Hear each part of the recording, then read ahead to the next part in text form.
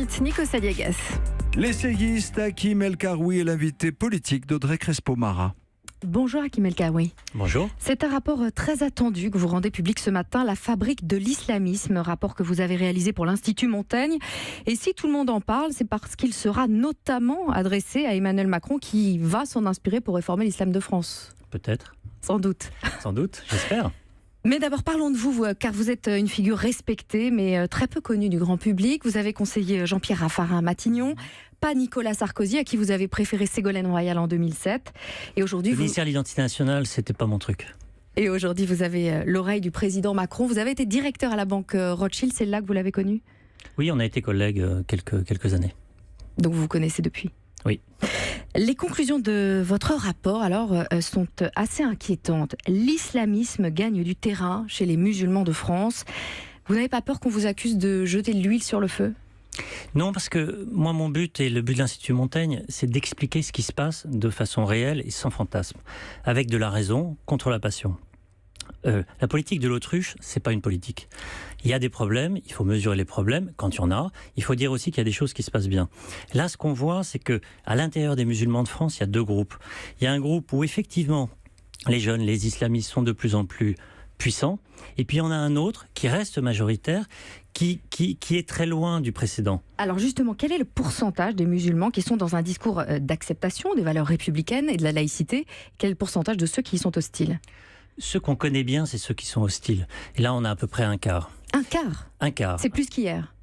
Ça évolue, et là, en fait, on l'a remesuré par l'analyse qu'on a faite, très quantitative des réseaux sociaux, où on voit qu'il y a à peu près 800 000 à 1 million de personnes qui suivent un discours religieux, qui n'est pas un discours violent, qui est produit par les salafistes. Donc ça, on revient à peu près aux chiffres qu'on avait trouvés il y a 2 ans par une enquête avec l'IFOP. Donc l'influence de Twitter, de Facebook, d'Instagram ? Des médias qui sont des médias mainstream. Instagram, c'est intéressant ce qui s'y passe. On voit les hijabistas. Les hijabistas, c'est quoi ? C'est des influenceuses de mode islamique. Donc, qui promeuvent le port du voile, comme on promeut le port, enfin le maquillage, etc. Elles ont autant d'influence que des grandes influenceuses traditionnelles. Et ce qu'on voit, c'est une incroyable audience de ces sites. C'est nombre de followers, on peut considérer que c'est combien de personnes en France ? C'est 1 million de personnes. Le plus connu des islamistes, c'est Tarek Ramadan. Il a 2 millions de followers, comme Emmanuel Macron. Si on prend les 10 premiers influenceurs mondiaux, en termes d'idées, en mettant Barack Obama, en mettant Donald Trump, les 5, 6, 7, 8, 9, 10, ce sont des Saoudiens. Donc c'est une grande idéologie, pas seulement nationale, une grande idéologie mondiale. Vous parlez d'halalisation des esprits. Que voulez-vous dire ? Que le cerveau des musulmans sont peu à peu reprogrammés ? Non, il faut comprendre, ça ressemble au communisme. Le communisme, c'était quoi ? C'était des militants, des sympathisants, une action locale pour diffuser une idée. Ce qui se passe, c'est qu'on a ces militants, on les voit par les réseaux sociaux, et puis on a des gens qui essayent de créer une société à côté, une société alternative, qui va être pure, qui va être halal. Halal, ça veut dire licite. Et là, c'est des choses très concrètes. C'est évidemment les vêtements, c'est évidemment la nourriture, mais de plus en plus, c'est la façon de vivre ensemble. Donc on crée un Blablacar halal, on crée un Airbnb halal, pour ne pas se mélanger. On sépare les hommes et les femmes. Voilà. Vous dites que le voile et le halal incarnent une ombre portée de l'islamisme sur les musulmans. Pour vous, est-ce qu'être français aujourd'hui, c'est ne pas porter le voile, c'est ne pas manger halal ? Non. Ce qu'on voit très bien, c'est qu'il y a beaucoup de musulmans qui vont manger halal, des femmes qui vont se voiler, qui ne sont pas des islamistes, au sens où elles ne pensent pas que le projet politique, idéologique des islamistes est meilleur ou plus important que celui de la République. Mais comme on a des militants d'un côté et qu'en face on n'a personne qui dit autre chose, eh ben, ils ont une influence très au-delà de leurs sympathisants. Et pour vous, l'UOIF, l'Union des organisations islamiques de France, qui est très contestée, est incapable d'endiguer la radicalisation des jeunes, bien au contraire, hein ? Alors, l'UOIF, c'est qui ? Ce sont les héritiers des frères musulmans en Europe. Ils ont muté, ils s'appellent maintenant d'ailleurs musulmans de France. Ils ont de moins en moins d'importance chez les jeunes, parce que chez les jeunes, ce sont les salafistes qui ont le vent en poupe. Mais vous savez, le sujet, c'est que toutes les organisations musulmanes, institutionnelles, assez peu représentatives, se battent pour serrer la main de la République. Leur sujet, c'est pas lutter contre l'islamisme. Donc, et la question de l'organisation aujourd'hui de l'islam de France, c'est pas seulement une question de représentativité, c'est comment on met en place un système avec de l'argent, des hommes et des financements pour pouvoir lutter contre. Justement, Hakim El Karoui, le nerf de la guerre, c'est l'argent. Les flux financiers et les dons aujourd'hui échappent totalement au contrôle des autorités ? Les autorités tracent assez bien les flux qui sont liés au financement du terrorisme. Les financements aujourd'hui, il y a des financements publics étrangers, algériens, marocains, turcs, mais l'essentiel du financement, vous savez, il est plus étranger, il est endogène, parce qu'il y a 6 millions de musulmans en France, parce qu'ils pratiquent beaucoup, parce qu'ils consomment beaucoup. Et vous préconisez la mise en place d'une structure dédiée, hein ? Moi, je pense qu'il faut se mettre du côté des fidèles. Les fidèles, ils savent que le pèlerinage est mal organisé et qu'ils payent trop cher.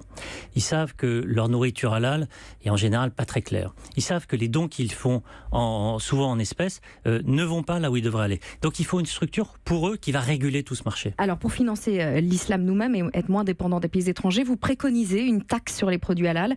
Cette taxe existe déjà en France, hein, sur les produits cachers. Oui, alors c'est pas une taxe au sens où ce serait un impôt de l'État. C'est un prélèvement qui est organisé sur le kasher par la communauté juive pour la communauté juive et sur le halal qui peut être organisé de la même manière par la communauté musulmane pour la communauté musulmane. C'est un marché qui est autour de 5 à 6 milliards d'euros. Le halal, oui, et c'est un marché en croissance. Vous voulez également assainir le circuit nébuleux des voyagistes qui organisent les pèlerinages à la Mecque. Quel est le problème ? Oui, vous savez, les prix ont augmenté 30 ou 40%. Le service s'est dégradé. Pourquoi ? Parce que sur la chaîne de valeur, on a des voyagistes qui ont un monopole. Et puis on a plein d'intermédiaires qui viennent se mettre pour distribuer les passeports, etc. Ça, il faut l'assainir. Et en fait, tout le monde est demandeur, surtout les fidèles.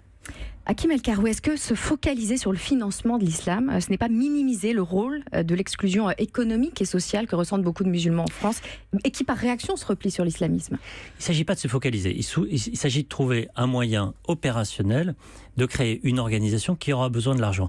Après, il faut comprendre pourquoi l'islamisme a autant de succès. Il faut que la République fonctionne. Quand on a 5 fois moins de chances, avec le même CV, d'avoir un entretien quand on a un prénom musulman que quand on a un prénom chrétien, la République ne fonctionne pas. Donc évidemment que la discrimination, évidemment que la relégation sociale a un rôle. C'est un travail commun. La République d'un côté, les musulmans modérés et silencieux qui doivent se réapproprier l'islam. Les élections en Suède hier confirment un peu plus la montée de l'extrême droite en Europe. L'islam est un sujet phare pour une partie de la droite et de l'extrême droite. Est-ce que vous n'avez pas peur d'être utilisé à des fins populistes, islamophobes ? Non, je crois que c'est tout l'inverse. Je pense que quand il y a un problème, il faut le traiter, il faut l'affronter. Et vous voulez vous adresser aux musulmans, surtout de France ? Aux musulmans qui sont la cible des islamistes. Ce sont d'abord eux. Donc il faut agir. Il faut agir, il faut se lever et il faut reprendre la main sur la religion musulmane. Merci, Hakim El Karoui. Merci à vous.